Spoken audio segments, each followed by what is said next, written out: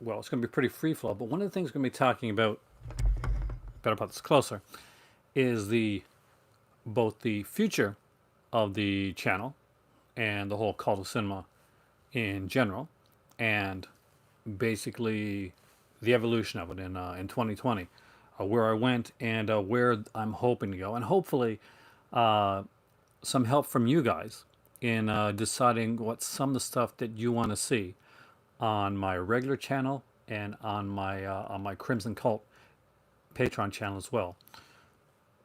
Because it's no, hey there, Kay. Because it's no huge surprise that I'm actually very actively now working on uh, supporting and putting out a lot of content for the for the Crimson Cult channel, for the Patreon channel. And basically, honestly, that's because I love everything that I'm doing right now. But hey there, AME. But it is rough and it is hard and it's been a tough year. And I do want to be able to make more content. And that's what you've hopefully been seeing and noticing lately. One of the nice things is if you have been in the last month, if you've been on uh, if you've been on the Crimson Cult, if you have been a Patreon supporter, then you got a lot of content, and that's going to increase. That's going to increase by a lot. Hey there, Richard. Hey there, Chris. Hey, Dave. So just to give you an idea of what I'm doing right now, because unfortunately, a lot of people still don't know, or just kind of bypass it,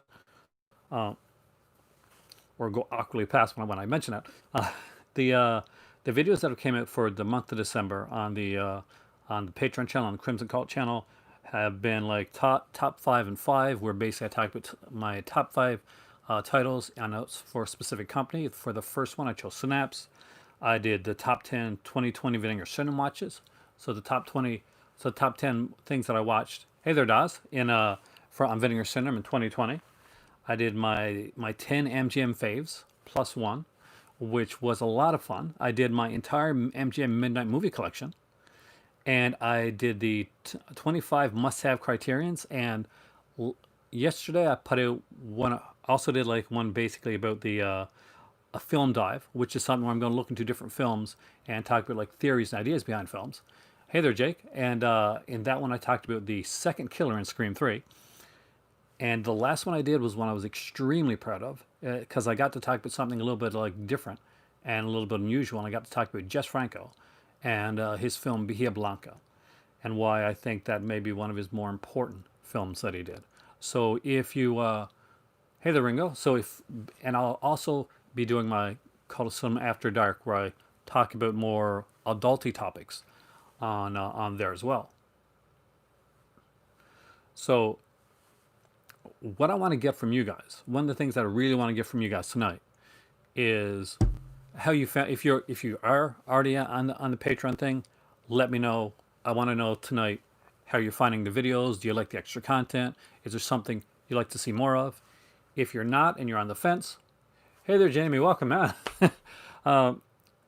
I am doing okay. I'm tired, exactly, actually, but I definitely wanted to make this video tonight because 2020 is coming to a close, and I wanted to talk about like the whole last year of this channel.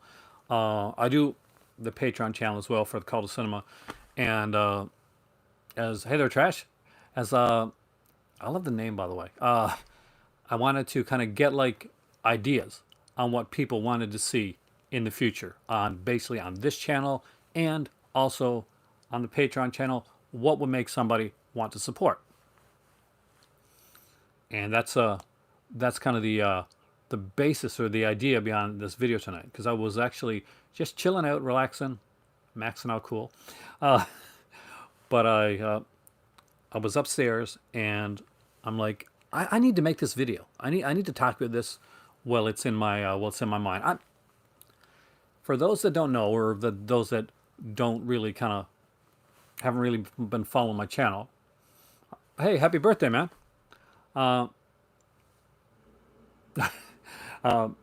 Basically, the whole concept when I started to make this channel, uh, the whole idea, and you know, this is the big one. This is the big thing. I want to make sure I didn't miss anybody there. Is I wanted to do something that was different from everything that you saw. I had been a very big fan of of watching a lot of the more what's the word I'm looking for? I guess the more polished content. And I thought about, is that where I wanted to go with my channel? Did I want to do like a lot of kind of skits or that type of thing? Did I want to have a character? And that wasn't my style of a video that I wanted to make. So I took my inspiration from a couple people that might actually surprise you, especially if you're not familiar with my background and you're not familiar with the channel as it is. And so basically, the two of the people that inspired me most when I was looking to decide how I was going to do this channel, how I was going to do these videos, was Hunter S. Thompson and William Burroughs. So that was the inspiration behind my channel. The one thing that I wanted to do is I specifically went in to make videos that were anti-script, that were things that I didn't script out ahead of time. Elric Kane and Brian Sowers' Pure Cinema podcast is utterly delightful, and that's how this started. I mean, like this started just as a lark for me and for my family. But when I decided that I wanted to do this channel and I wanted to help this channel grow, that's where it came from. That's what I wanted to do. I wanted to make it as raw and as real as possible. So when I come down here and I turn this on, now I still have to do my research and watch the films, read books, all that type of stuff. That takes a heck of a lot of time. But I don't like to script things out. And that's pretty obvious. I think if you watch my channel, nobody's going to ever accuse me of being scripted. Yeah, that's not going to happen. Though early on in my channel, when I think I had like 10 subscribers, I had somebody.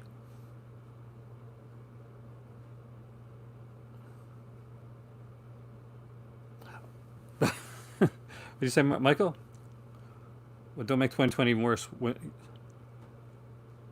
That's what I want to continue to do. That's what I want to do more of. And that's why I've been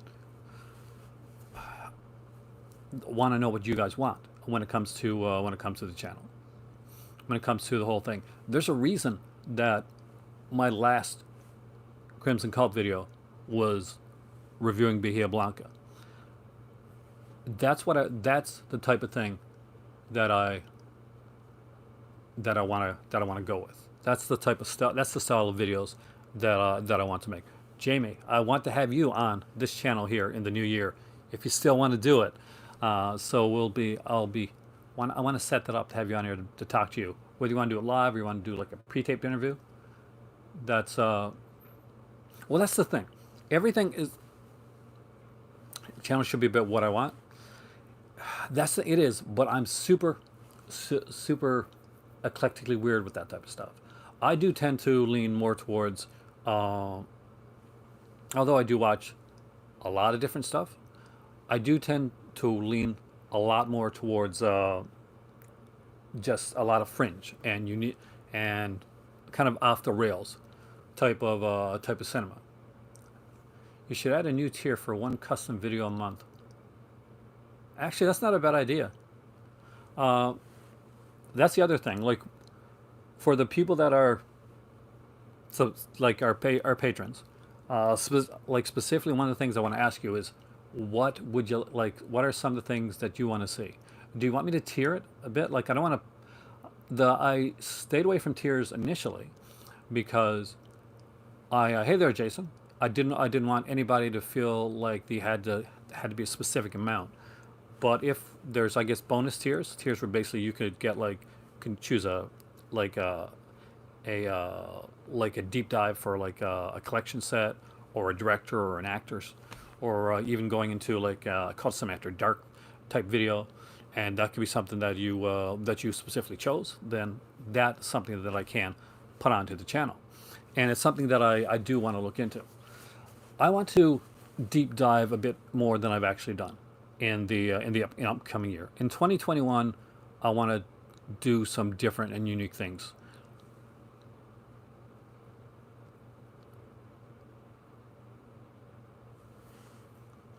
First 16 dive.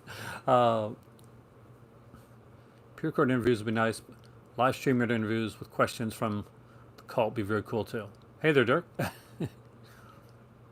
I am doing okay. Actually, I'm a little exhausted, but I'm doing okay. I worked today, and it wasn't too bad. I got to say, people were pretty nice overall today, so that wasn't too bad.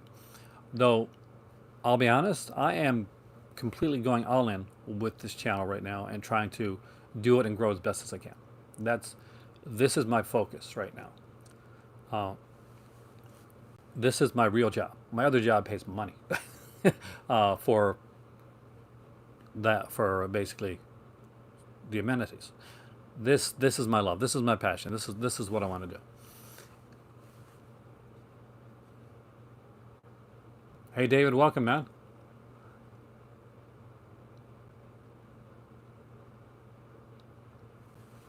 That Jamie, that is exactly the advice that I give to people when they're starting a YouTube channel and they come and ask me. Because there's usually around 3 or 4 times a year. A few years back, it was like even more than that. I'd get people ask me and say, "What do you want? What should I do with my YouTube channel?"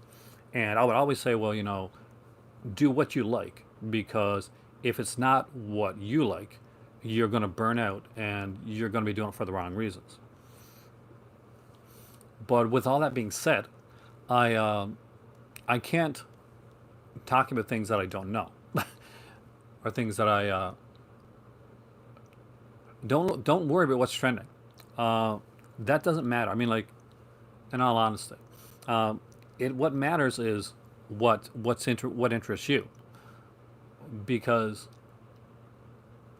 the whole thing basically is, and there's a lot of people there's Google Analytics that you can do, and there's like search things uh, that you can use to see, okay, this is trending, this is popular right now.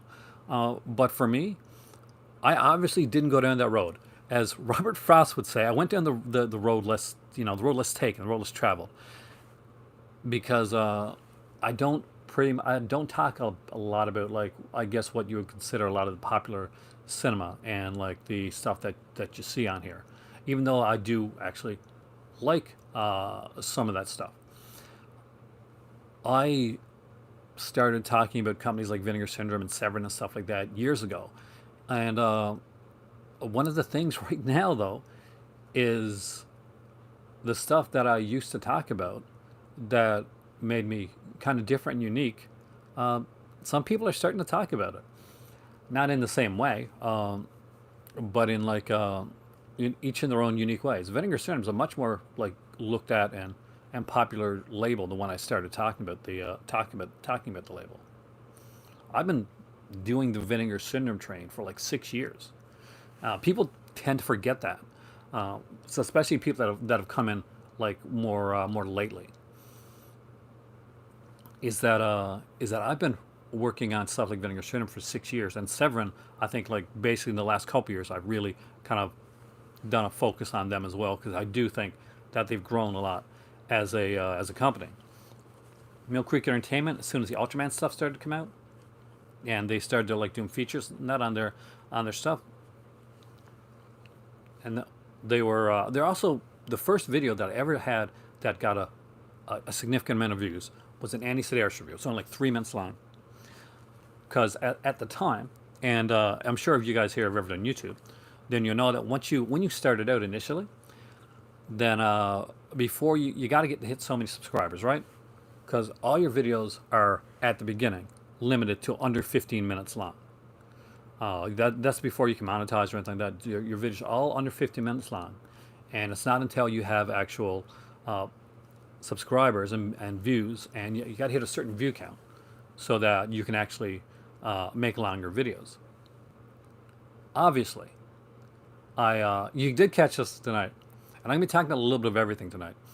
But I wanted to go behind the curtain a bit, uh, and discuss some things that I've been thinking about for a while. So I've been wanting to deep dive into some different stuff. You're going to see a lot more stuff, like unique stuff, director centric stuff, come on to the Crimson Cult. So there I danced around with it with the Bahia Blanca video. If anybody's seen that, can you please let me know? Because I would like to know what your thoughts were. Um, with the live video, it's easy for me to get your reactions and to get what your thoughts are, because basically you let me know right away. When I make a pre-tape video, whether it's on like my regular YouTube channel or I'm doing something for the Crimson Cult, then feedback is not always as quick or as pretty much I have there's a waiting period for me to find if something really hit with the audience that I was excited about, and I really hope that it did, but I don't know unless you guys tell me. That's the same with the like button. There's 26 people here, but there's only 8 likes. Just saying that, just putting that out there, because the like button is very important to the channel, and people tend to forget that. And I forget, and it's my fault too, because I forget to. Every video people say hit the like button, and I never really understood for like a long period of time, like aside from that's kind of cool, what it was for. And you tried the pre-recorded? Do you have any ones that are favorites? Dave, I know you're part of the. Yeah, exactly. It's the best way to get notifications. And I've noticed on some of my videos that they'll say, all the notifications did not get out.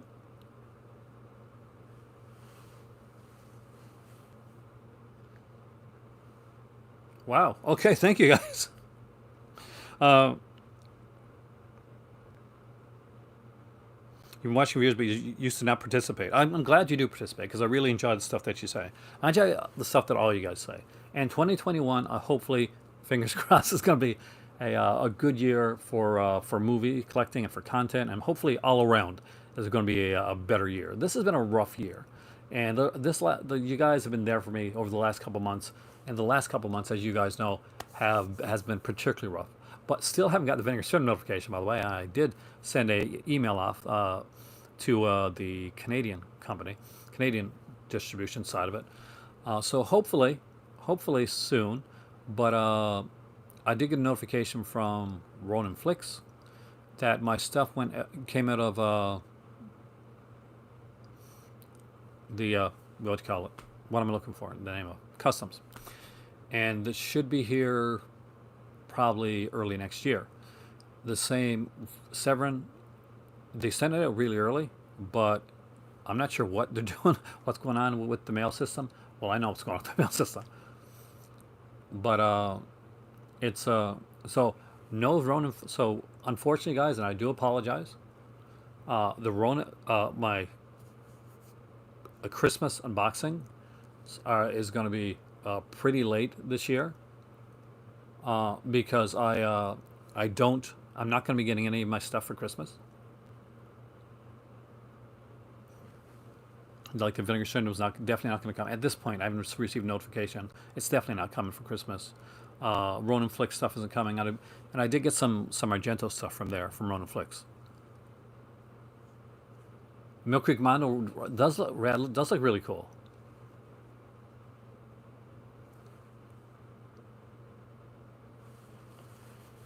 I mean, it's been a bit of a tough year. I think what slowed down the stuff in here in Canada for Vinegar Syndrome is basically that that second Blu-ray disc on Beastmaster.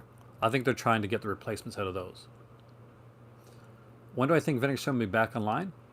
I can tell you one thing, Dungeon. I want them to come back online, but I would be 100% pissed off, and I would be tweeting like crazy if Vinegar Syndrome came back online before I got my notification. So if they come back online and I still don't have my notification, then we have an issue. Then we have an issue that Aaron's going to social media about, because it would be the straw that broke the camel's back. and legitimately. And I do love this company. I do 6 years of supporting and promoting the company without any, without even a hi or hello or good job with that. So yeah, I always get shipping notification. Now I would love to think like maybe just going to show up tomorrow the next day, but the fact that they never got back to me makes me think that mine's not out yet, that they haven't packed it up, or they would have responded. You know what I mean? And it's such a weird topsy turvy type time when usually it's like people are ragging on Severin for this, and it's kind of the opposite this year.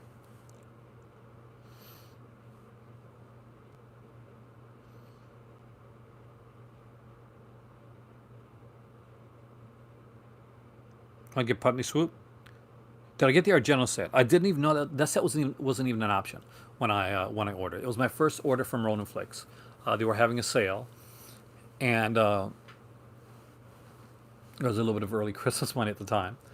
So rather than get everything that yeah, there's Trina. That's the same thing. Like it frustrates me when I'm like, and I want everybody to get their stuff. Like people in other countries have gotten their stuff, and like over international orders I've gone through, and I still haven't received anything. Uh, and what really kills me about this, is I pre-ordered the freaking November package. Like when when that thing came on, it was on for a couple of days. Like I was one of the first people to pre-order the November bundle, the Black Friday bundle. When you didn't know what it was. Do I know anyone who works in the postal service? Not that I know one person that works in not around here. I know one person that works in the postal service from back in my college days, but he doesn't like me. Luckily, he's not my post person, and it's because I was in college, and I knew his girlfriend. So that was mail did not come early, and when I was in that area.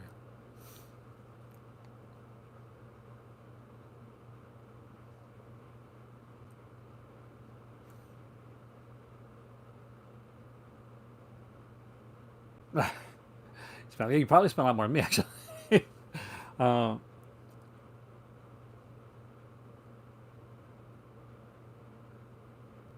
I was a co- I was, I was in college dungeon. That's what college is for. So you make all those dumb mistakes that you get out of your system, so that when you become an adult, you don't make the dumb mistakes. Hey there, Dustin. Welcome, man. Dustin, you're here. You are somebody that I do wanna target tonight, then, because I have been talking about a lot of different things, including the whole uh, the whole Patreon channel, and I want your thoughts on the recent stuff. Like, did you watch the Jess Franco video, for instance? Like, put you on the spot. And what did you think?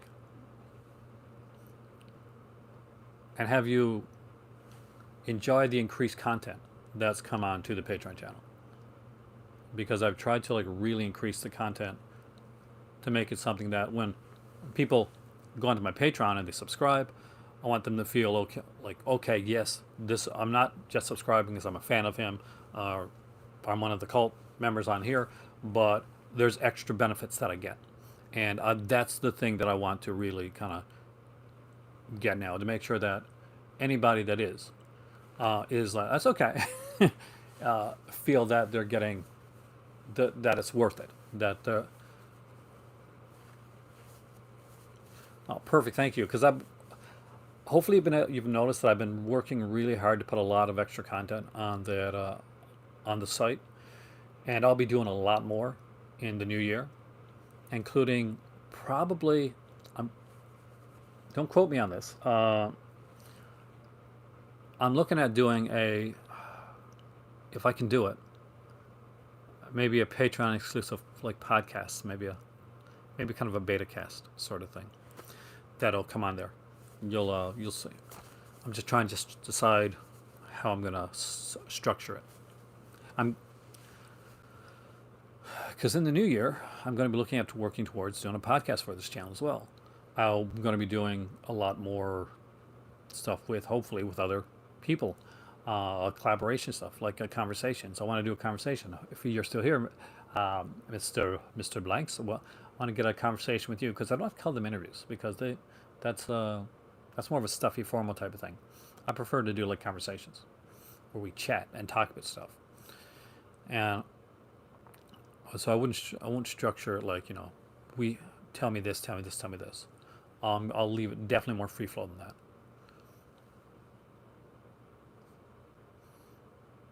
Now clicking the dollar sign is a super chat. So that's like basically Patreon is another page that I do, and I do usually have like a link up on my up on my videos, usually towards the end stuff, or sometimes in the description box. Because basically you just Google my name on Patreon and it comes up. But the dollar sign that you see is, hey there, Damon, is for like is for super chat support. So basically, if you're watching a video here, for instance, and you feel like, okay, it's a really cool video, and you want to like make it like buy a sticker or just support the channel, you can do that. And I've had some incredible super chat support this year at and especially like around a time when things were super rough, that I have to say, and I want to give thanks right now, that my people that support me on Patreon and the super chat support that I got this year. There were times when you didn't know this, but I went upstairs afterwards to tell my better half, and we breathed. uh, we breathed. So yeah, there's a couple times like that.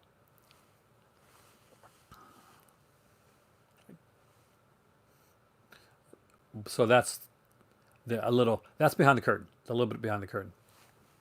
I'm actually looking forward to it too, Jamie. I want to get your ideas on some things. Maybe some things that you.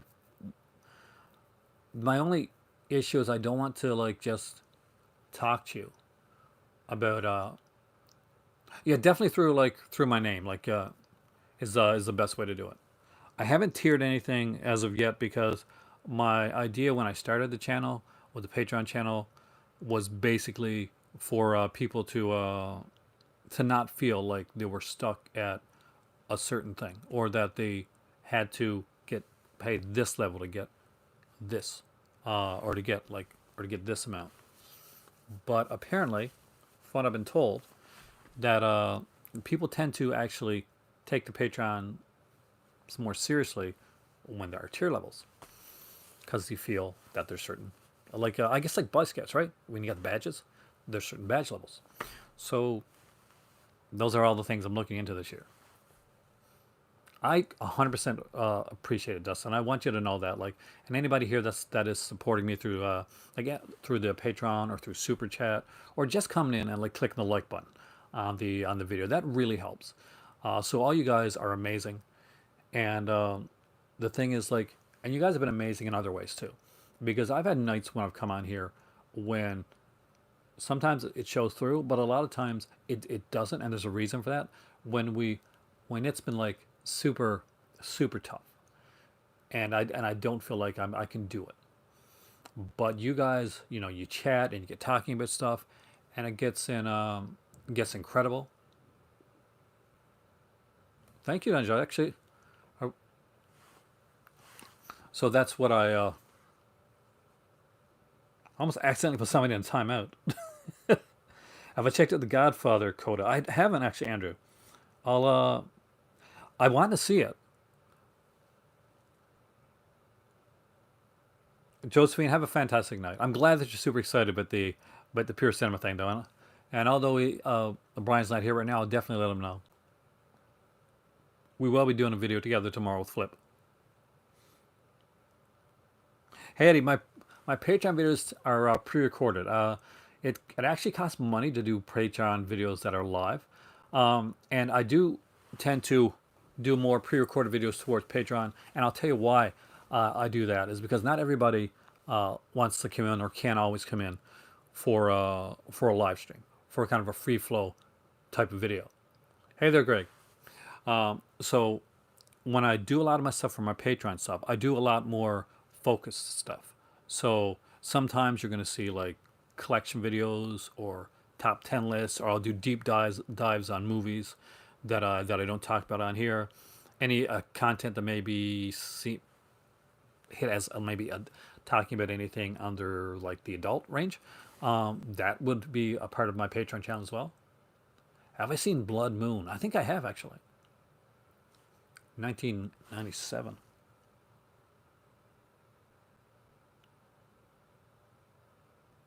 So far, Greg, me and the family are doing pretty good. But unfortunately, I won't get to see my kids this year. Well, I guess hopefully I can see them on FaceTime. Hey there, George, the indicator dude. Welcome, man. I loved your unboxing for the road games, by the way, and I'm glad you loved it because that's a favorite movie of mine. Richard Franklin may be a director that pops up on the Patreon as well, so I do want to do a dive into him.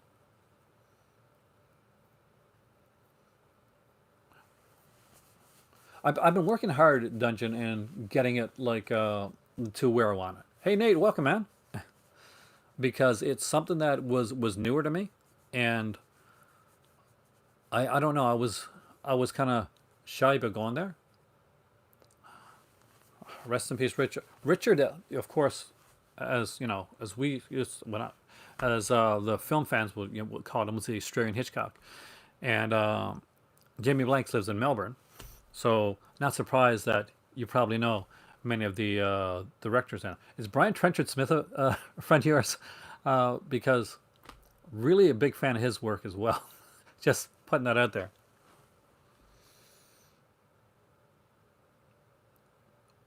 That's a cool class, man. Like not a lot of people that I. Hey there, Flip. Hey, welcome, man. Brian is amazing. Like I would love to. And here's the thing. Here's something to think about. Because I don't think this is done. Because if it is, I apologize ahead of time if I missed it. But have you and Brian ever thought about like finding a movie that you both really know and like doing a commentary together on something? Because that would be freaking incredible. Uh,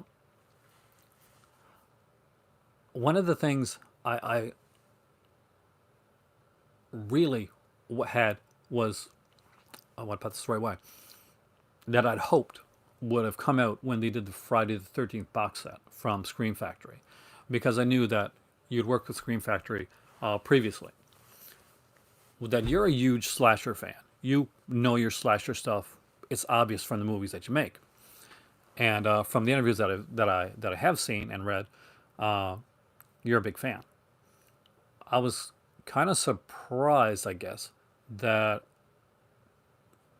Scream Factory didn't reach out to you to maybe with Peter Bracke, right, to actually do a commentary on the films. That's how I would have went.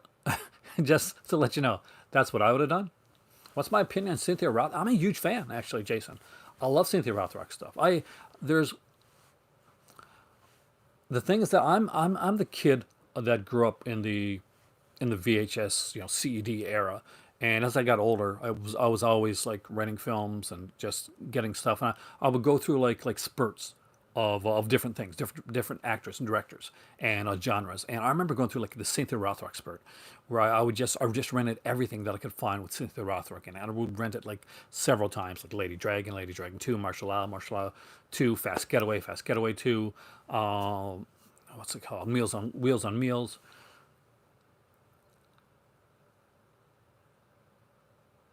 You should have been though, man. Like in all seriousness, in my opinion, you know your stuff when it comes to this. This isn't like like you made a movie that just happened to be a slasher. No, you know your slasher stuff. So if I was producing something like that, you're one of the names that I'd go towards. But that's just that's my opinion. That's how I do it. So if I ever have a company, if it ever if I ever reach the point where where basically I can I can do something like that. If I ever have a label, I'm gonna reach out to you.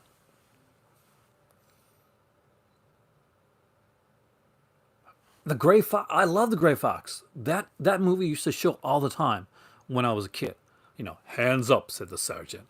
Hands up. It was actually we have this thing called Canadian Heritage Moments that came on all throughout the years when I was a kid. And basically, what it was you'd get like these, and probably every country has this their own version of it. Is they'd pick like moments of Canadian history, and one of them was like the Gray Fox. But I'm a huge fan of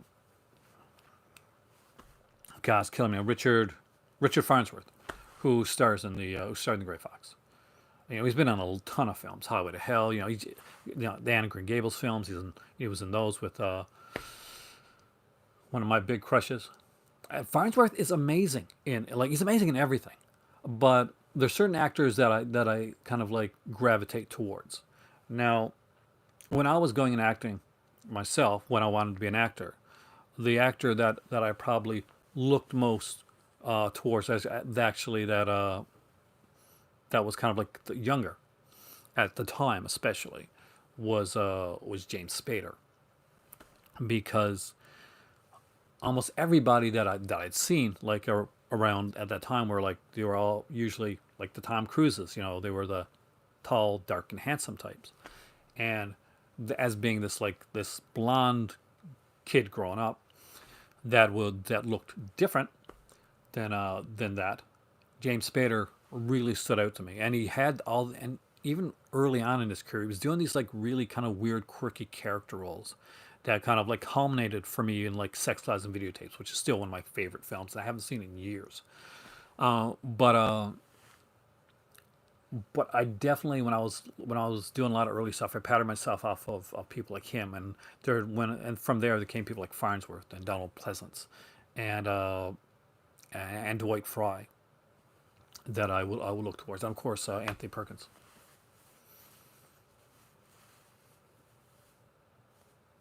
It is true. I mean, like Scream Factory did an amazing job with the set. Like, I'm one of the people that like have no complaints with the Scream Factory set.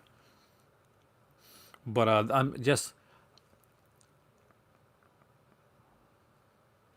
tough. No, you gotta understand. Tough Turf did that same year that he made like New Kids. He went from playing like the good guy to and playing like the psychopath, like in the same year. Exactly. Like a company does not have to do that. The Because let's be honest. Hey there, Oli. Welcome, man. Did I see the new version of Psycho? Oh, you mean the one with the extra like footage? Not yet. I think I've seen it, but I don't own it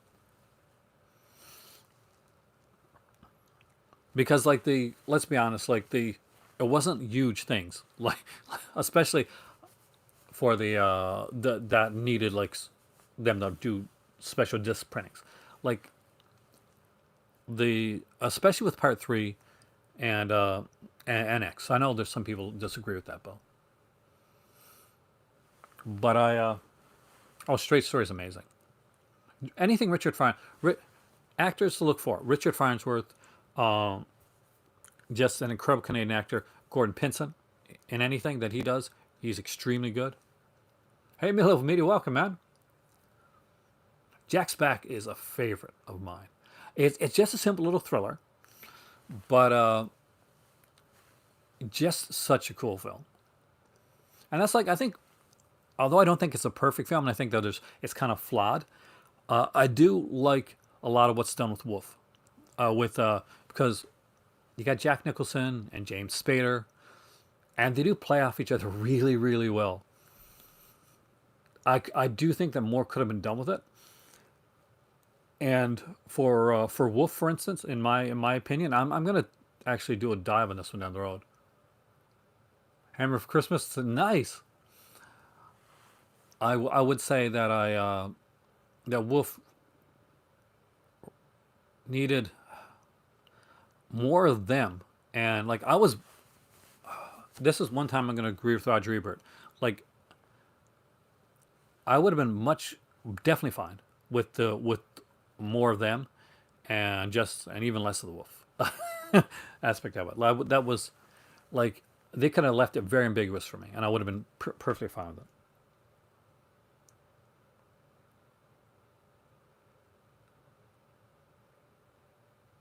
Screen's been doing some amazing stuff. I mean, like if ever anything comes along the lines where I actually get the chance to do something or work with them, I would love that down the road.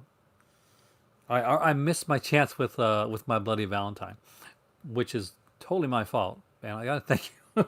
uh, Mako Jaws of Death. That's one I'm gonna watch. My better half. She loves shark films. George here, uh, Mr. Indicator. And by the way, subscribe to his channel if you're not subscribed. Uh, I do recommend it. He actually sent me out the Gruffy box set, so hopefully that'll come sometime in the new year. I'm very interested in checking it out, and thank you so much, George, for that. As for Craig, I don't know what Craig sent out because it's a mister. Going? Did you really? Oh wow. Okay. Geeking out for a second here, as a Canadian content person. Going down the road is a favorite of mine. It's hey there, Wolf of VHS. Oh yeah, Hope with a Shotgun. I've actually got that. You know the one that slip cover with that folds out, the one that everybody's looking for a while. I got that one. I actually found it at a pawn shop. Had a regular edition, and then I found it there. You got all Canadian rock. Canadian music is just rock, especially like '80s rock was amazing. It was incredible, in my opinion, anyway. But '90s too. But Going Down the Road is one of those movies that if you haven't seen it, like obviously it's not for everybody, but I just really, really love that film, and especially as somebody that grew up like well, primarily in Newfoundland. That's where I'm from. That's where I was born. To see this film, and it's this little film, guys, and it's pretty much like these two guys that basically they're from the Atlantic Canada, and they're going to go up to the mainland, as we like to call like Ontario areas like that. Pretty much the land of milk and honey, as you'd say, and kind of like make money because things are stagnant where they're at. I haven't actually. I don't think I've seen Ripoff. I'll have to check because I've seen a lot of the films, but I would have to check. But but it's just a really cool character piece, and it's so well done. And I'm big on character pieces. My uncle, unfortunately, has passed on now. Was related to like a Canadian author by the name of Kevin Major, who did like if you were like a kid growing up, like a teenager growing up in Canada specifically, then Kevin Major wrote a lot of these like well not a lot, but these really big Canadian like young adult novels, but in a different way. So a lot of young adult novels that you see like we're getting into a lot of really weird stuff tonight, aren't we? Don't worry, guys. If you're come on here for the first time, I do talk movie content, talk about all kinds of stuff, but it is a twisty, turvy type of road. Um, but he wrote teenagers like teenagers. They swore, they drank, they went to shed parties, which is a thing here in Canada. They talked about sex and sometimes had it. So it was very different than like a lot of the stuff you'd read like for that was aimed towards like that marketplace. Like a lot of like the teen stuff then wasn't going towards that. But I don't know if I've seen that one. I'm actually very curious. But if you got like younger teenagers or anything like that, or if you just want to read some different, because there is a lot of like strong Newfoundland dialect in there.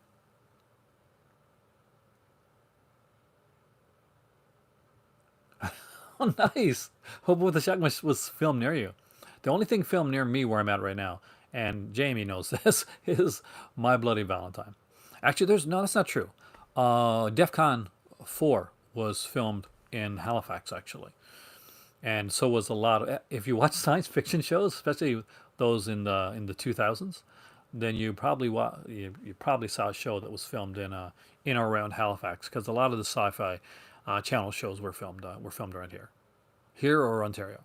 That's tend to be like the big place right now. Vancouver tends to be like if you watch a CW show, it's probably shot in Vancouver. If you're a Riverdale fan, if you're a fan of any like the shows like The Flash or anything like that, that's where it comes from. Yeah, actually, I saw that. I'm intrigued with that because they got the figure coming out with and that is very interesting to me to have the Harry Warden figure. I like that they do that. Some Cape Breton was filmed in Cape Breton. You're right. Was the Lighthouse filmed in Nova Scotia? I don't know actually. I'd have to look that up. So see, I know that there were films like I'm not sure if anybody here ever watched a show called Republic of Doyle. It was kind of like if you haven't seen it, let me put it to you this way, and like maybe you're a little bit if you're especially if you're a little bit older. Ever watch the Rockford Files with James Garner? Andres, welcome, man. Fist bump. Because if you ever watched the Rockford Files and thought, man, I like there to be a new Rockford Files, well, there is, and it's called Republic of Dial, because that is a lot like the Rockford Files, and there's some famous actors in there as well.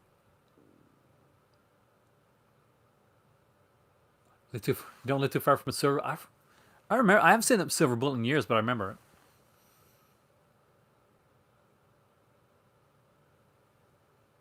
Yeah, Alan Doyle wasn't a few episodes actually. So was what's his name? Del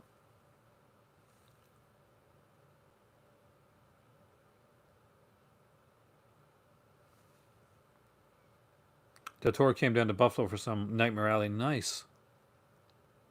4K Vigilante. Once Upon a Time, America Street Trash kind of make are all filmed in your neighborhood. Well, you live in New York, man. One of the like Orso Crow. Thank you, man. That's the name I was trying to think of because he was. Where was that? I was going to get Tim's, and what a shock, Canadian person going to get Tim's. Let me know what you get, man.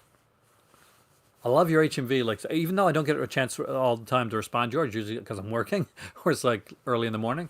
I always like when I wake up and I see the pictures and stuff. It's always really cool.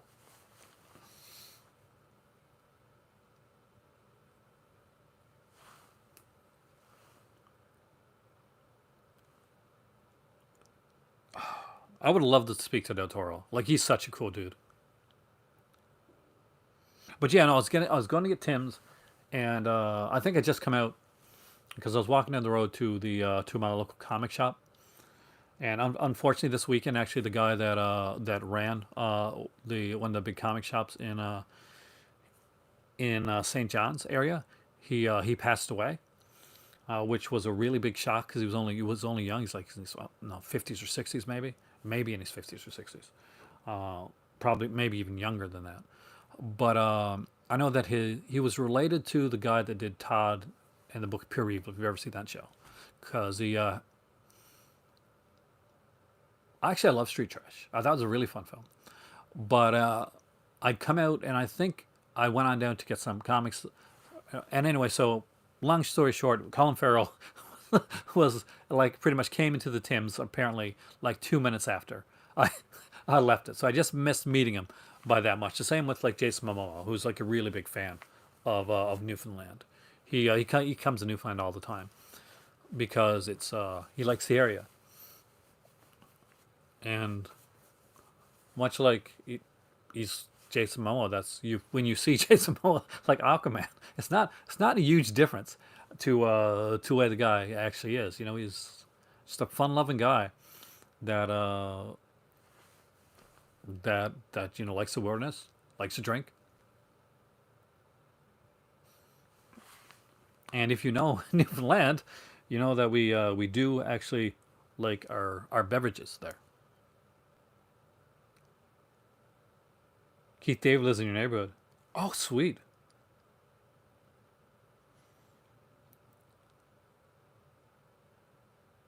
Director's gotten to be Hollywood's greatest Steadicam operator. That is so cool. When you see them like go and do this stuff, and just like do, because so often, and I'm glad you said that, Jamie, because so often when I don't know, can't like your beverages. Uh, we're known. We're known. Jamie will also be able to tell you, yeah, Australia, you guys are also known for partaking in beverages, as is of course Ireland. It's kind of one of those, what do you call those? What's the word I'm looking for? Stereotypes. That's it. It's stereotypes.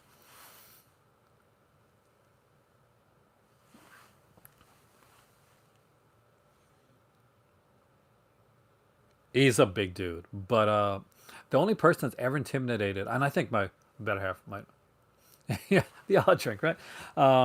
Is like was when my better half met David Bowie.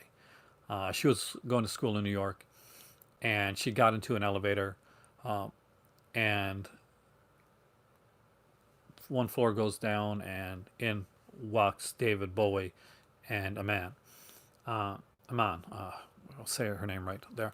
But and my better half is the biggest David Bowie fan you're ever going to meet, and I guess this was kind of her chance to say something, and she was speechless. And if you've ever know my better half, and from me talking about her, she's not somebody that will often be struck speechless ever. She's never starstruck, but that day she was. She pretty much did. Do I like Corner Gas? I haven't seen a lot of the Corner Gas animated show, to be honest with you. I love the Corner Gas original series, though. What movies I've ever watched and thought were overrated? I always talk about the great, never the bad. Actually, the thing is that with the Michael is that I think for me, a lot of the stuff that I talk about is stuff that would a lot of people consider the bad.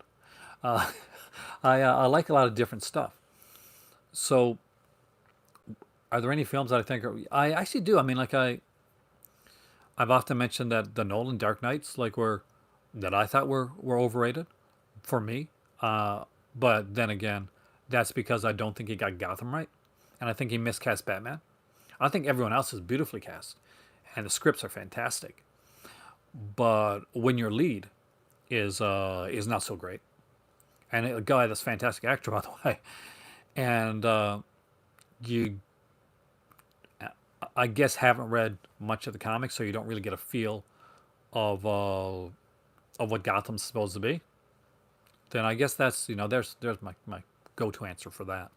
Now that being said, fantastic film noirs and incredibly done films, but he didn't. He just for me he just didn't get he didn't get Gotham, and Gotham is not just it's not Chicago. It's not thing. It's its own living, breathing entity within the in the Batman comics. There's only in Gotham could you create a Batman or a Joker,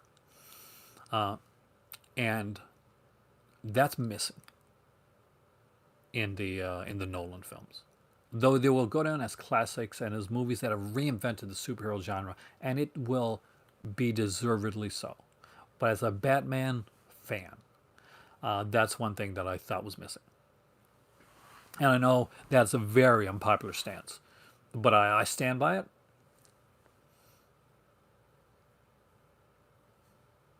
Well, Burton got it. I mean, and I don't even think no, I don't think Burton was like a huge fan of of the comics. Like not too much, not like an uber fan, but he definitely did enough research, and he had the right people doing like working when it came to knowing to bringing Gotham alive. Uh, so to bring Gotham into like this utterly like timeless uh, timeless place where basically when you're watching the Burton Batman films, they could be set today, they could be set in the 50s.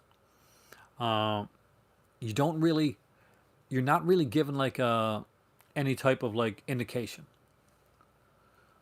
that of where the setting it's timeless, and that's important because a lot of films that are done now I'm there. That's not, yeah, that would be an unpopular opinion, but I would agree with you, Jason, on that one.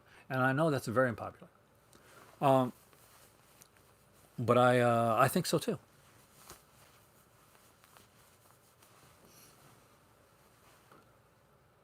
But the whole idea, basically, is that different films are going to resonate with different people at different times. And the Burton Batman films resonated with me. And I'll be honest with you, I get a kick out of the Schumacher films for what they are nowadays. I actually think Batman Forever is highly underrated. There's a lot of good in Batman Forever. Like there's some bad. I'm looking at you, Tommy Lee Jones' portrayal of Two Face, but there's a lot of good that's in that movie, and Batman and Robin. Well, but it was a beautiful film. One thing you can't take away from Schumacher is what a beautiful like what beautiful cinematography and sets he does. That's, I remember watching Jeopardy. Rest in peace, Alex Trebek. And it was, and one night he had like this guy in there, and he said, so you did like you were in like films. You're an actor. I said, yeah. He said I was the guy that in Batman, and they showed the scene with Batman. Where he says that. You know, I want you to tell people who I am. I'm Batman. And so that was him, the guy that the guy that played the criminal. He was on Jeopardy once. I would love to see that cut. 2.5 hour long Batman Forever. I would love to see that. See, here's the thing, and that a lot of people like don't. They see Batman like Joel Schumacher's Batman's, and they're like, "Well, they got Joel Schumacher. What do they expect? This guy can't do dark." And then you think of like some of the other films that Joel Schumacher's made, things like 8 mm, and you realize Joel Schumacher really, really can do dark if he wanted to, and the studio let him.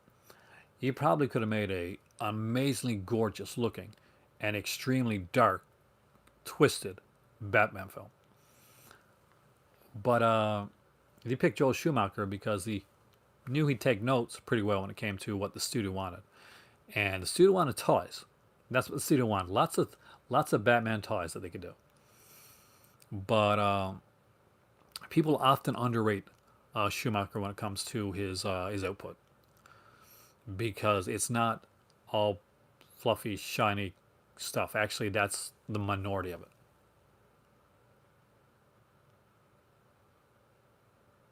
Falling Down here was another incredible film.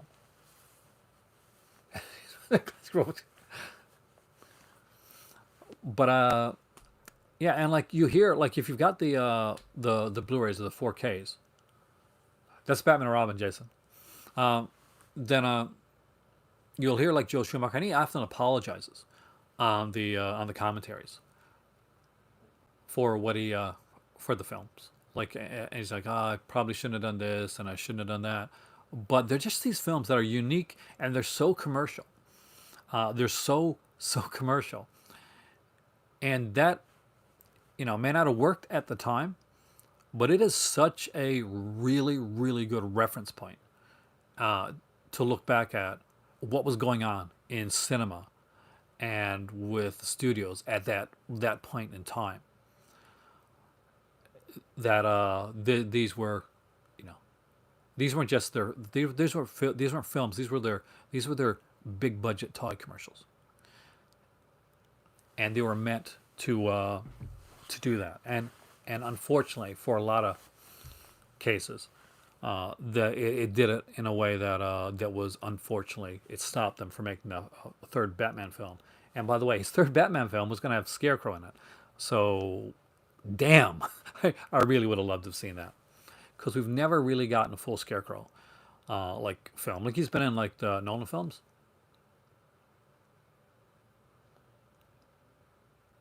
He's a Falling Down's his favorite. He's got a. I don't. That is one of his. I love 8 mm, but Falling Down, yes, definitely. Not only is it a fantastically shot film and amazingly done film, but I love films that deal a lot with character, and that's just because that's the type of personality that I have. I like films that kind of deep dive, and Falling Down is one of those that just works. And I think right now, like the whole zeitgeist of right now, it works even more because taking it back to Batman for a second, um, all you need is one bad day, right? All you need. That's what Joker said. All you need is one bad day.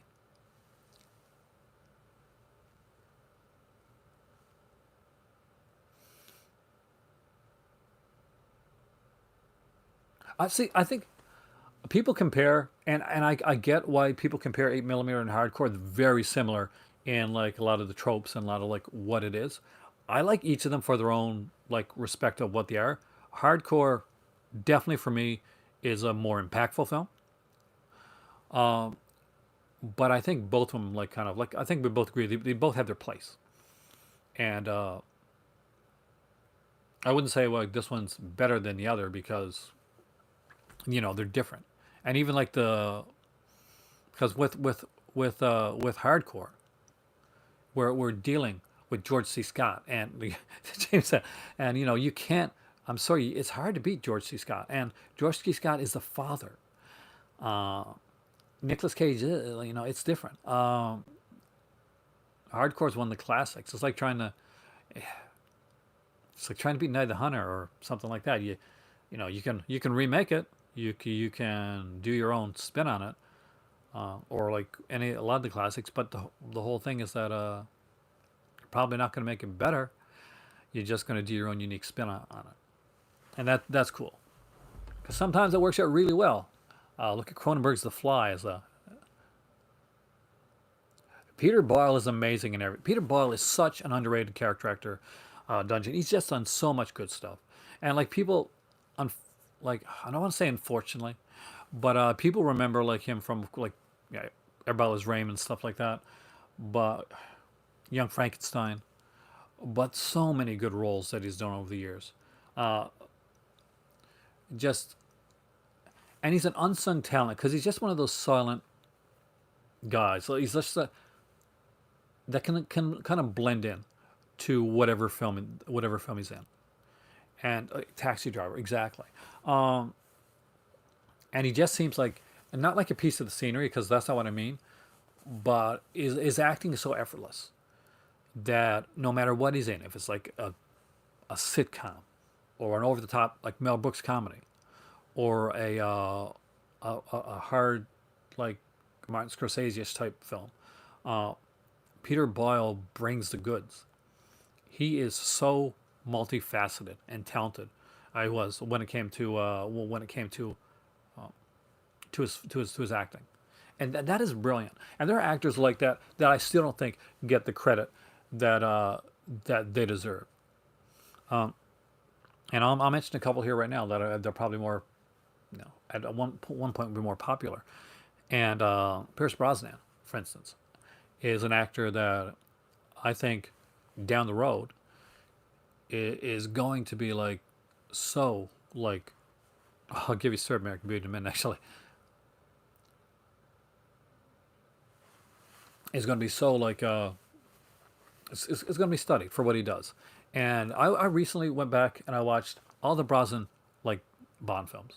Like watch Warren Oates is another one. Like fantastic actor. Warren Oates is one of my favorite actors by the way. Sorry, so good choice there. Cool points for you, man. But Pierce Brosnan's Bond, even in the cheesier Bond films that he did, or well, I wouldn't say cheesier because you know what? I rewatched them. They hold up. They hold up really well. Your sequences and what is it? The world's not enough, or is it Tomorrow Never Dies? The one with Sophia Marceau, and because I watched them all at the same time, they kind of blend in. But when he, spoiler for some of the scene like the Bond films, when he kills her, and it's such a moment of like coldness, and then like kind of like sadness, that he plays. It's just a brilliantly played, like acting wise, it's so brilliantly played. And when he's holding the gun to her and he's telling her to call it off, and she's always, and she's, he knows she's not going to. He knows that the whole Stockholm syndrome is just too much. She's too broken. She's not coming back. She's not going to be. There's no way to fix her. And in that moment, he makes the call and he kills her. He shoots her. He shoots her dead. And then he cradles her on the bed, and he just kind of like brushes her hair aside, no, pretty much knowing that, you know, what's happened to you is horrible, but your journey's over. Be at peace. It's all in a few seconds of this film, and it does so much, and it impressed me. Um, Much like when I got to see him work with Sean Bean in Goldeneye and stuff. Like there's certain things that just really really impressed me, that kind of blew my mind. Timothy Dalton as well was another one that really had that aspect, and I think somebody, oh Jamie, okay, Jamie mentioned it there, because Dalton played Bond like he was in the books. Now, some of the Bond books are written better than other Bond books. There have been different authors that have written Bond over the years. Of course, the most famous of being his creator, Ian Fleming. But there are people like John Gardner and other people that wrote Bond. Dalton really, really got it right. He Dalton and Pierce Brosnan are actually the two closest people that I think have come to getting Bond, like the way Bond is, like the way Bond. When I read Bond, when I thought about it. Well, to be honest with you, when I read Bond, I pictured Pierce Brosnan. That's the guy, because that's when I was growing up, I was watching Remington Steele, and I could just picture him in the Bond role. Obviously, other people could too. Timothy Dalton was actually offered the Bond role way early on in his career, and he turned it down. But because he said, "I'm too young to do Bond right now. I wouldn't bring the right kind of gravitas that you need towards it." You'd be surprised at people that were offered the Bond films over the years. Like my favorite Dalton, License to Kill, hands down. Living Daylights is really fun, and it's got a great song. It's hands down a fantastic Bond film, but License to Kill is personal, and I like that. One, David Hedison comes back as Felix Leiter, and hands down, Hedison's my favorite Felix Leiter. And some people are like, it's not Bond because he's doing, like, he's fighting a drug lord or type thing. No, it's Bond. It's very much Bond, and it's a different Bond.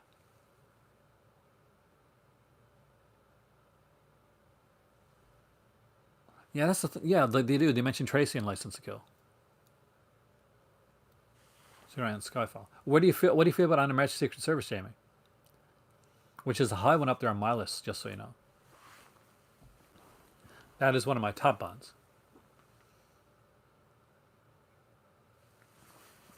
It's always the one that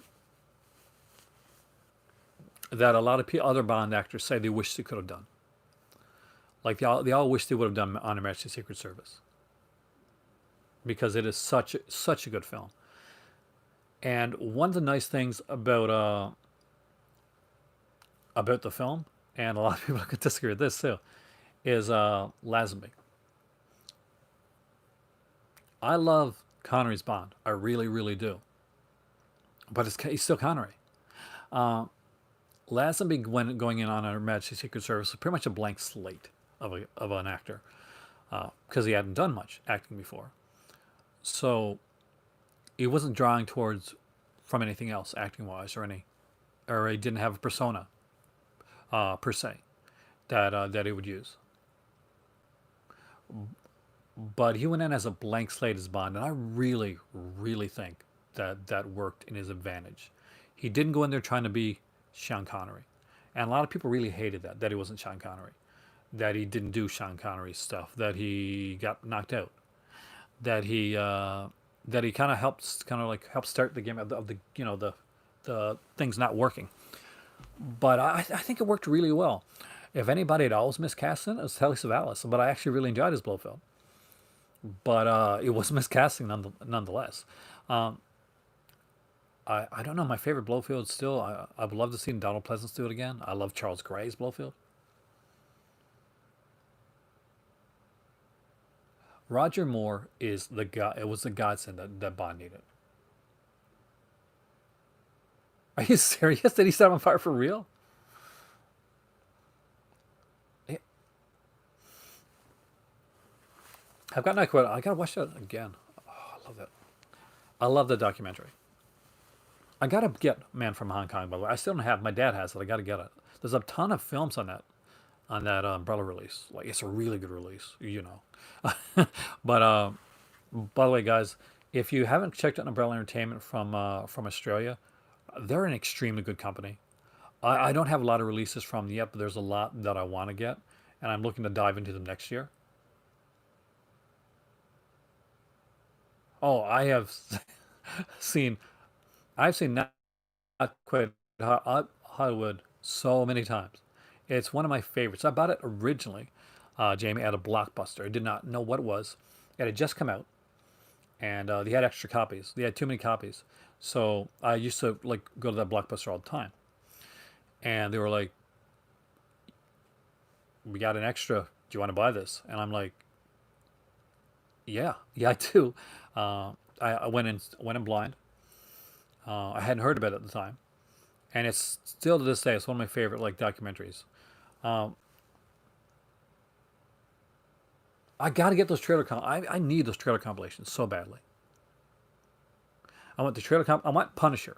Like I know it seems silly, but guys, I'm a huge Punisher fan, and I did see the Dolph Lundgren film, and I saw it, the way that it should be seen, but I don't own it. I need to get that. I need Razorback. Again, a film that I loved when I was younger. There's just I need their version of Dagon because they did these really sexy looking cases that I really love. These kind of black, kind of like super.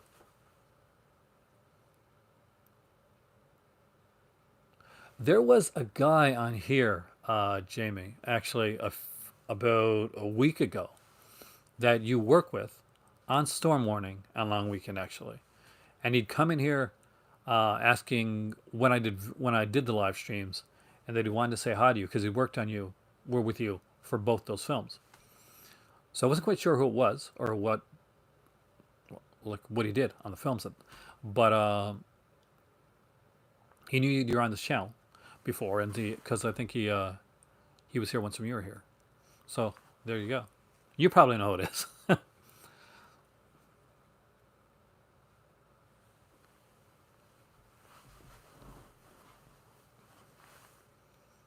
Long Weekend's called Nature's Grave over here. I think they gave it like a different title, which I don't understand why. Because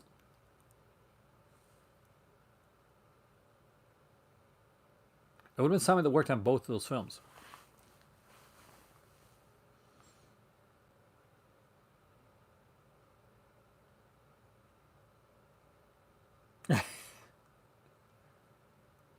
That had to be exhausting. That had to be super exhausting. Like I got up this morning, and I went to work at my normal job, and I was exhausted by the time the day had ended. So I can't imagine like going from one set to another set to coming back and like going into the editing room and just doing something like that. By the way, great job on Not Quite Hollywood. And anybody that hasn't seen it, it's a documentary on exploitation, and it deals with all aspects of exploitation.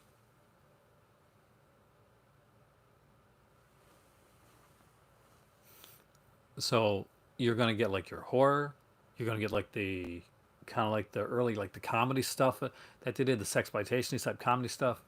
Um, you're gonna get a lot like in there. You're gonna find out about their action, the sci-fi, a lot of really cool stuff.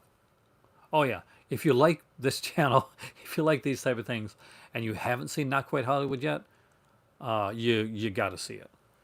I would grab it from over there, but I know it's not with the rest of my documentaries because, you know,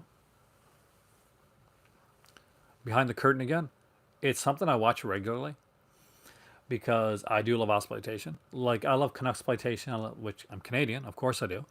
I love exploitation because I think there's just such a cool like, and there's so many cool stories that on that documentary.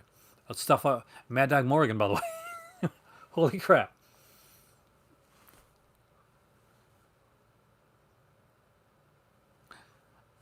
Did Roger Corman teach you? They're very different types of film. Uh, because when you look at the exploitation stuff, I mean, you're looking at stuff like Fair Game and Patrick and the Road Games, uh, Turkey Shoot, like a lot of films along that line. So yeah, watch, check out the It's Not Quite Hollywood, and maybe like double feature it with Machete Maidens because another great documentary. He's actually talked about it on the documentary. Like it's been a bit. I haven't seen it for like around 3 months now, and that's a long time for me going without watching that one. I watch documentaries a lot, guys. So in between, like the films that I normally watch, especially sometimes at night, like when I like after I finish listening to podcasts now, because I do try to listen to podcasts when I actually can listen to them. I'm not falling asleep. I'll put on documentaries that I watch and I rewatch, and I'll usually end up like if I fall asleep in between, I'll get up the next morning and I'll go back to the part where I fell asleep and start watching again. Electric Boogaloo is incredible. Another one that me and my better half, we don't own it yet actually, but we've watched it several times. We used to rent that one like crazy. And it used to come on TV too. We actually had it PVR'd for a while, but we don't have it anymore, so I got to get that. Really good one. I don't own Severin's edition of Death Warmed Up, and it's such a cool film. Michael Hurst actually stars in Death Warmed Up. So for those that are a little bit older like me, or even like 10 or so years younger than me, you'll probably remember a show called Hercules: The Legendary Journeys with Kevin Sorbo. So he had a sidekick in the show called Aeolus, and that was played by Michael Hurst. And Michael Hurst is a star of Death Warmed Up, which is kind of like a really insane, like super uh, freaky film. And my better half knows uh, how much I like exploitation. So although I don't have the film, there may be a Death Warmed Up shirt coming in the near future if it ever shows up. So just to let you guys know, she knows what I like. That's we'll go with that.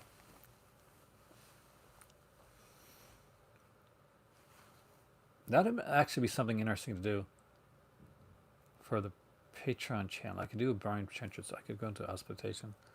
Thinking out loud. Um, but yeah, there will be a lot of things that we can actually look into.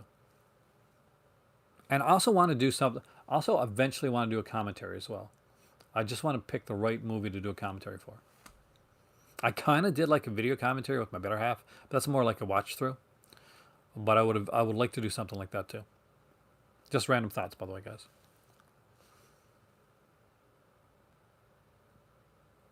So if you'd like to hear me like rambling on, doing my own commentary, let me know.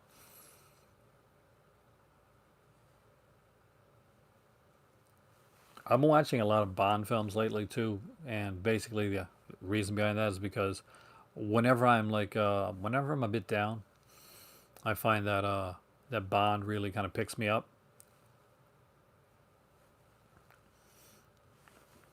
It's kind of a it's one of those things where you wish you could be more like Bond and kind of be just like did Synapse put out the original Alan Week though, didn't they? Did they put out like the remake as well? because the only like way I was able to find the remake one that Jamie would have worked on is actually from God, it was a company, and it was like three or four films, like each got their own disc. But and it wasn't called Long Weekend. It was called Nature's Grave. I'm pretty sure it's called Nature's Grave here in North America.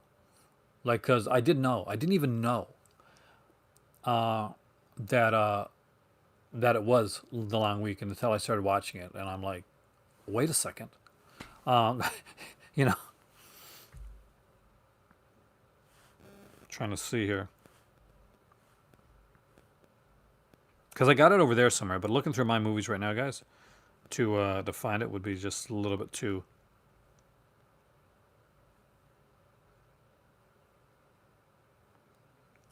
much.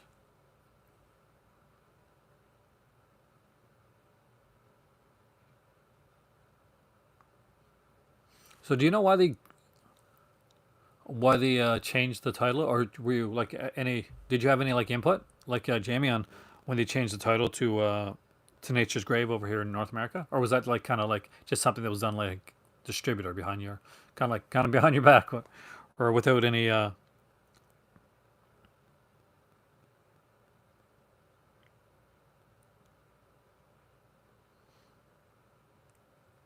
Because it is an excellent film, by the way.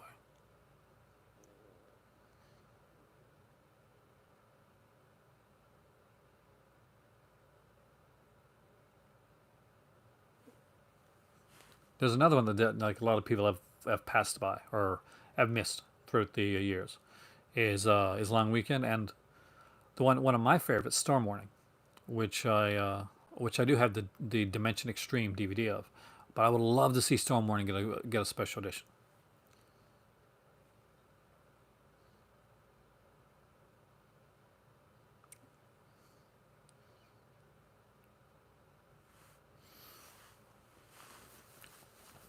You guys have gotten quiet. Have I outstayed my welcome tonight, guys? I do apologize if I have. Thoughts on Never Say Never Again. I like Never Say Never Again. I thought it was a fun film. Obviously, it's a remake of Thunderball, so your love of Never Say Never Again is going to be based on like if you like Thunderball. Also, a lot of the tropes from James Bond films like previously couldn't be used. Like there was like things that they just couldn't use. You couldn't use the gun barrel. They couldn't have the same opening type of thing. So there was a lot of stuff. Thank you, Carrie. That pale blood slip is amazing, isn't it? When you see it in person, it just blows you away. And even when you take out the slip, the cover is just incredible.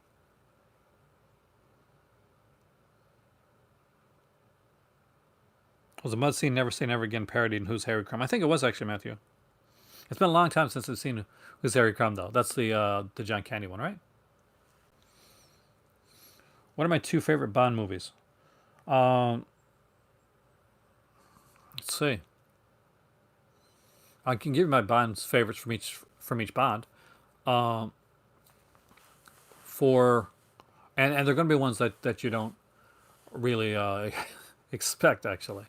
Some you are, and others maybe not so much. From Russia with Love is my favorite, like for Sean Connery one. Though, if you want to get all the Bond tropes and an excellent movie, watch Goldfinger. For Roger Moore, it's The Spy Who Loved Me. I just really love that film, but I don't think there's any Roger Moore film that I don't really like. Though I'm not gonna lie, Voodoo Kill can be a bit of a slog sometimes. If there's any ones that is lesser, the then for next, of course, George Lazenby only did one, Under Majesty's Secret Service, an incredible film. For Timothy Dalton, a lot of people are going to say Living Daylights. I'm going to say License to Kill. Pierce Brosnan makes it much harder because I like a lot of his films, and almost everybody is going to say Goldeneye. But I'm going to go out there. I'm going to be weird. I'm going to be wonky, and I am gonna. Oh, God, you know what? The one with like the Sophie Marceau one's really good. Like there's not for I don't think it's a wasted scene in that film. But I'm gonna go out there and say one that you wouldn't choose, and that's the one with Michelle Yeoh because I thought that was really fun.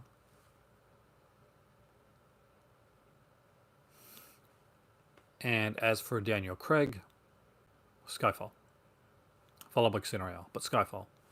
Casino Royale because I was into parkour when I was younger and I did a lot of that, but but which I'm wouldn't you wouldn't think by looking at me.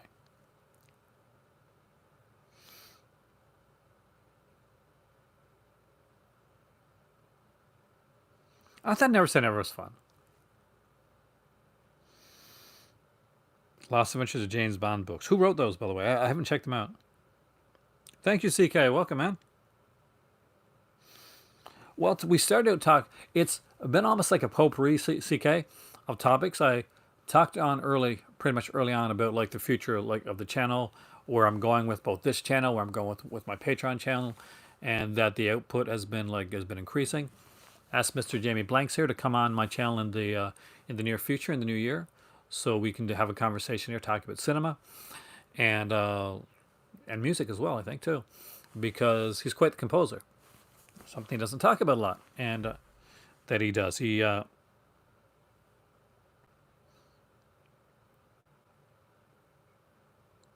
you got an amazing cast with both those films. Urban Legend and Valentine had incredible casts.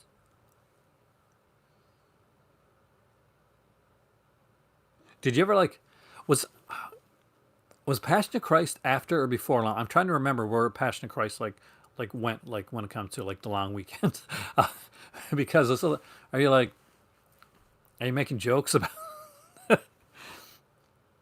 was before? Okay, I thought so. So did was there any like kind of conversations?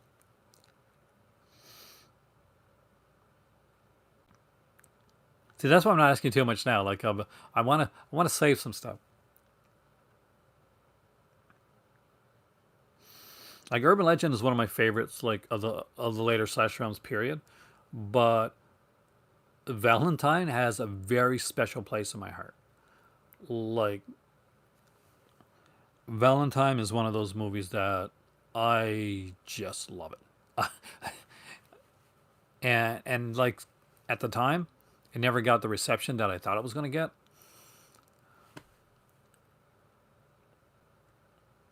And because I'm a huge slasher fan. Like guys, I grew up on slasher films. Like I'm that era. I'm the target. I was a target audience. I was a teenager in the '80s, watching, you know, when the golden age of slasher came, watching these movies when I was probably too young to watch them, for a lot of them. And so when I get to see stuff like when I got to see Valentine, because at around the time that Valentine came out, there's a lot of like meta, like slashers and stuff being done, and films are going in a different direction.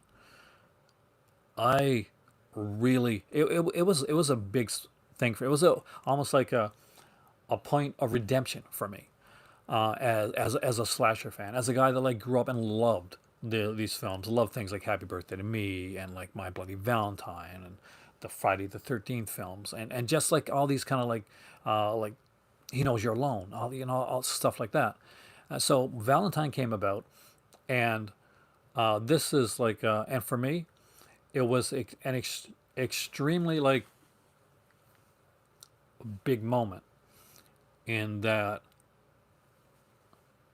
people still remembered what slashers were, and how important they were and what they meant, because there was no like let's make this scream for Valentine.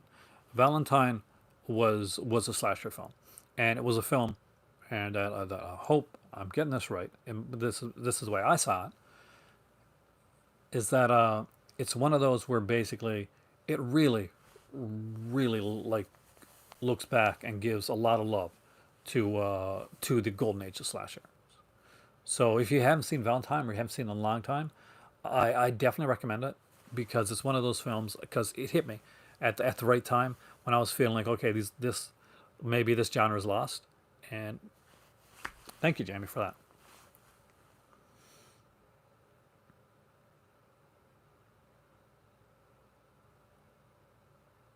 Denise Richards was ironically in a Bond film that I liked too.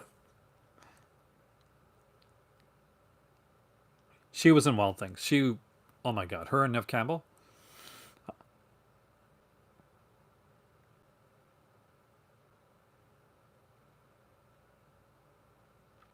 Well, yeah, definitely. Like that's the way that I took it, and I'm glad that it actually was. And it wasn't just me reading too much into it. But when I saw it, like this is a slasher. This is a slasher the way slasher would have been done back in the '80s. If and that's the thing, you could take Valentine and just put it back in 1982 or 1980, 1982 or 1981, and you get kind of the same thing. The premise is there, and what a cast, man! Too, you had Denise Richards, Marley Shelton was in that one as well. This must have been earlier in her career, right? And oh my God, you got to work. I always wondered who David Boreanaz was. Kind of wondered if he was method or not.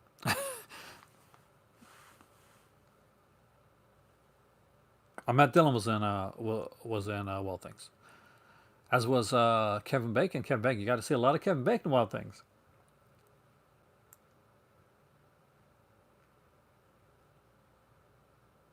Valentine, My Blood, Valentine, good double feature actually.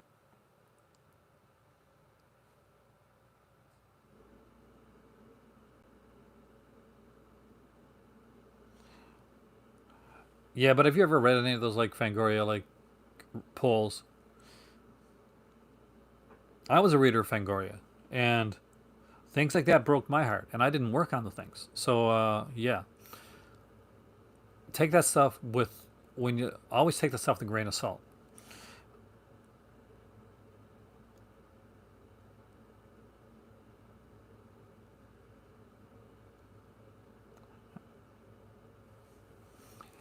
The thing you have to understand too, and you do now, I guess, looking back in retrospective, is that it was a fantastic film. But if it would have been done like in the age of the slasher film, this would have been something that would have been sequelized. This would have been something that would have been highly regarded back then. And nowadays it is.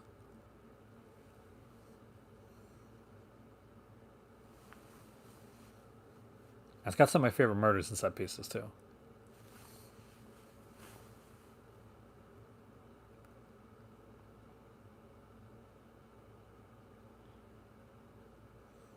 Oh, the Cupid Mask is amazing.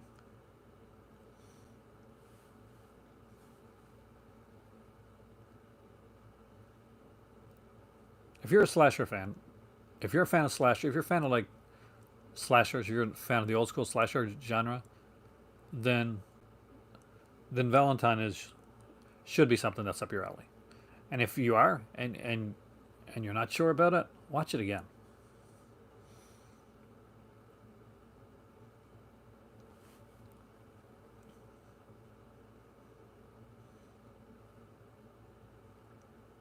I was about to look for something. Couldn't find it.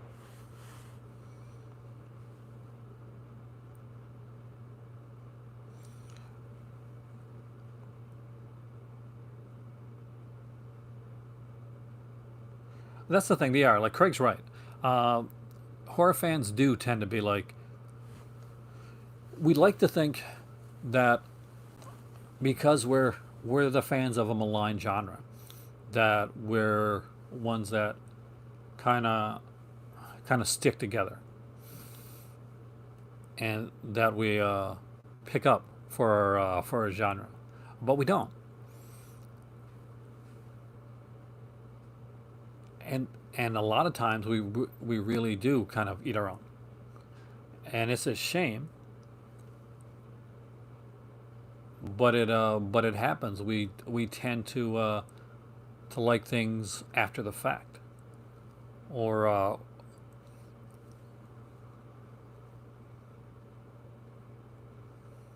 And that's the sad part about it. Either something resonates with you right away, or you jump, or like back in and around that period, you jump on a certain train and you're like, I'm into the found footage stuff now. Slashers are we don't like slashers anymore. And slashers went through a backlash. We went through a backlash of like, because the early '80s was a big time for like the slasher genre. I'm going to do a video on slashers on the road. And it pretty much went up and down. Like we had like slashers coming out like intermittently throughout almost all throughout the '80s. But the '90s came around, and we got it started. There was a backlash on the whole thing, and then it got kind of saved with the whole meta slasher. But it in a lot of cases it meant that a lot of the more serious slashers or things that were kind of more went more towards the tropes of what a slasher movie like pretty much is wasn't seen as much.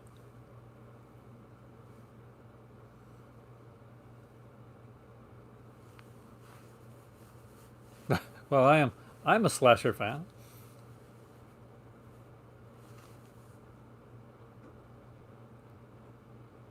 Is there film? There's a lot of films actually that initially that I may not have liked when I first saw them that I actually enjoyed more later on.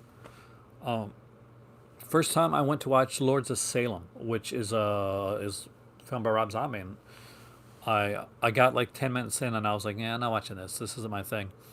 And I later, about a week or two later, I sat down and I said, you know what? I bought the movie. I'm going to watch it. And I sat down and I watched the film, and I bloody loved it. It was my favorite Rob Zombie film. So there's an example one that I completely changed my mind on.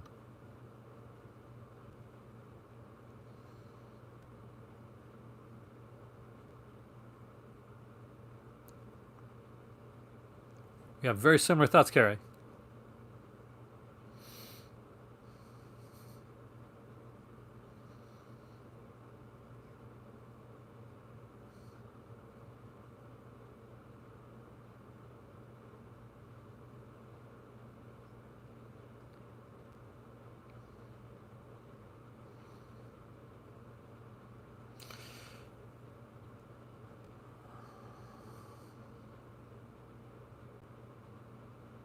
He's definitely hit or miss. I mean, like 31, not so much. When it comes to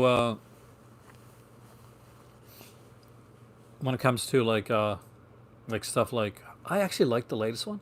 I did. A lot of people didn't, and I really did. I like, uh, I it was sad that that Sid Haig couldn't be in it more because he was sick, and he passed. But for what they did with it, I actually enjoyed it. It kind of reminds me of like kind of a Once Upon a Time in Mexico type of thing. I think he would have continued down that road if so many of his fans weren't like dead set on like seeing him do the Rob Zombie thing.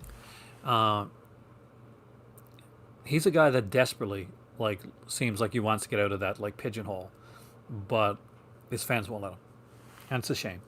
It really is.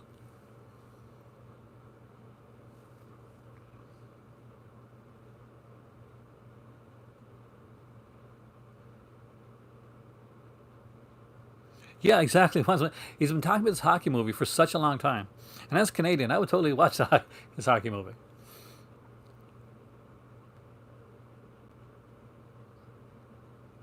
See, I like Three from Hell, and but you have to understand, Sid Haig, unfortunately, couldn't be more in it. Like there was more written in there for Sid Haig, obviously. Richard Brake came in and did like the kind of like did the part that he.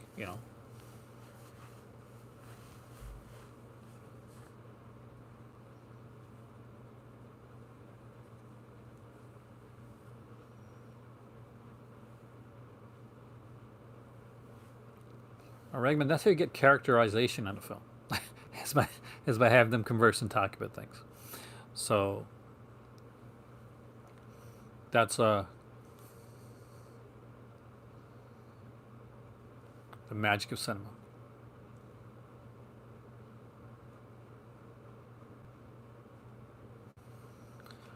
All right, things are getting quiet in here. I think Devil's Rejects is really fun. I just like Lords of Salem because it's so different, and it is such a throwback to like this like aspect of cinema that we don't get enough of anymore, like the witchcraft style stuff. And I do like to see. I like to see that.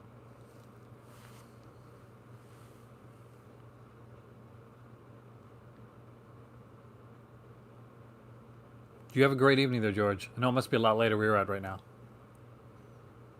Definitely have Argento vibes. A lot of like some Fulci, even a little bit of Franco in there as well.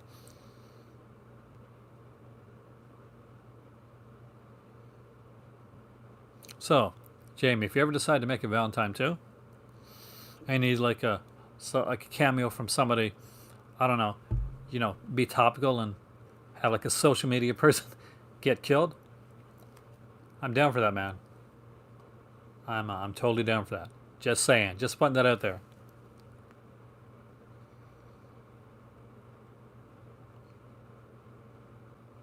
Actually, I am. I haven't seen Black Death in a while, but yeah, it's the one I'm thinking of.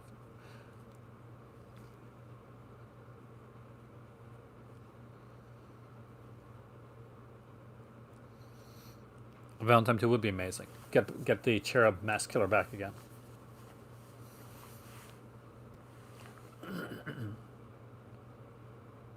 So many different directions you can go with it too, because you don't have to use the same. You well, not true. not, don't mean to argue with you on your own film, but here's the thing. One, you didn't kill off the killer, and you didn't really kill off the lead. Two, the mask was only used in one film. It's already kind of iconic. Thank you. Actually, for years, Stallone, that's what I was going to do, but I actually ended up going in a different direction. But would I still do it? Yeah, I actually would. But so you got the mask that you could, and you can work from there because it doesn't have to be. That's the thing. It doesn't have to be the original killer. It can be somebody else. Somebody else can pick up that mask. Just don't have them look at the camera like this, really suspiciously, because then we'll know Friday the 13th 5. We'll know who the killer is right away. But yeah, there's an idea when all this craziness gets over with. Danielle Harris is one. I love Danielle Harris. She's kick ass, and I love Roy Burns, man. I really do. That's one of my favorite characters. I actually am a super huge fan of of like Friday Five. It gets so much ragged on, but I am one of those fans of Friday Five. I'm one of the because I like the mystery aspect.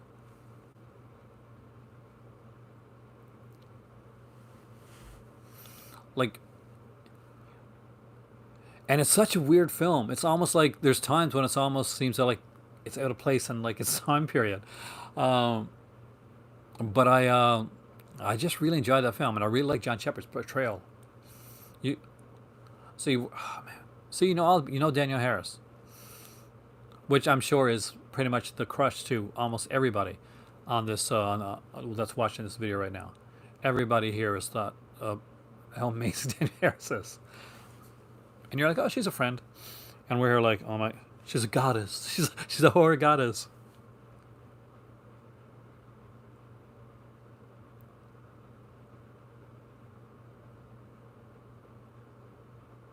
Have a great night, Dungeon. Uh, the new Hatchet film's leaving the swamp. That'd be interesting, actually.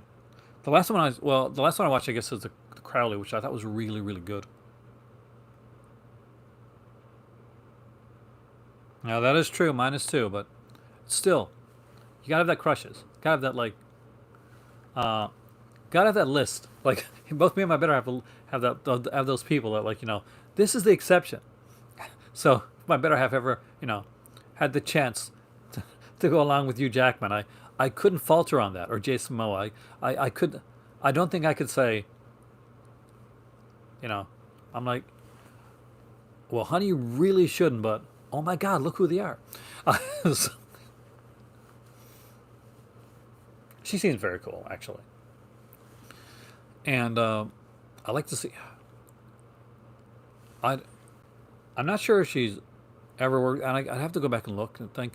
Did she ever work with Tiffany Shepis, who is another kind of like very similar in their kind of style of films that they play? Because for those that don't know, uh, Tiffany Shepis is she's a scream queen that does a lot of these kind of kick-ass type roles, and I do definitely see her in the Danielle Harris type of vein. She was in a movie called Nightmare Man, which I kind of dug. I really dug that one, and she's in like a few actually. I would love to see a movie with Tiffany Shepis and Danielle Harris, and there probably is one already made that I don't know, but yeah, that's on the list. See, it'll be. Do you know Tiffany Shepis, or do you know of Tiffany Shepis? You probably do, but she's just one of those, and she started with trauma actually. When she was like young, when she was like probably too young to be working on a trauma film, she started it with a trauma, and she branched out from there. But I love Lenny Quigley. She loves what she totally like. She loves the scream queen thing. I love ones that actually kind of embrace it. That you can tell. Daniel Harris, you can tell that she's totally embraced it. Shepis, Lenny Quigley, all those girls, you can tell that they've actually like totally embraced it. They enjoy what they're doing.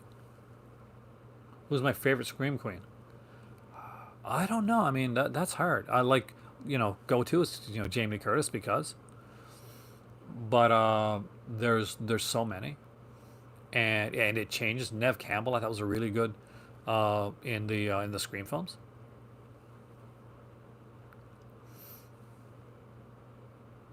Like jail, that's the. It almost seems like I hate saying Jamie Lee Curtis because it's such a pat answer. It seems so easy that you kind of want to dive for something else. You know what I mean? But definitely, she is Laurie Strode, man, and Terror Train. I love Terror Train. Does not get enough love. There's another movie that doesn't get enough love. Terror Train. I actually really dug that one. Like Prom Night's good. Love the disco. Love the shiny mask. But Terror Train, so ahead of its time. And with that, at 107 minutes, which I think is a pretty epically long one for me tonight, and oh my God, I work tomorrow. Anyway, thank you guys for joining me here tonight, and for those that actually that were able to answer some of my questions and talk and help me like decide on where to go with the Patreon. Thank you so much because I wanted input and you guys delivered. So yeah, expect more stuff like the Bahia Blanca review. You're definitely going to get more of that, and we're going to go into different directors and actors as well. Some cool, freaky, cheesy stuff.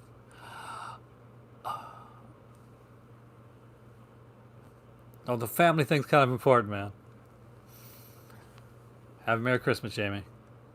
And remember, if you do Valentine too,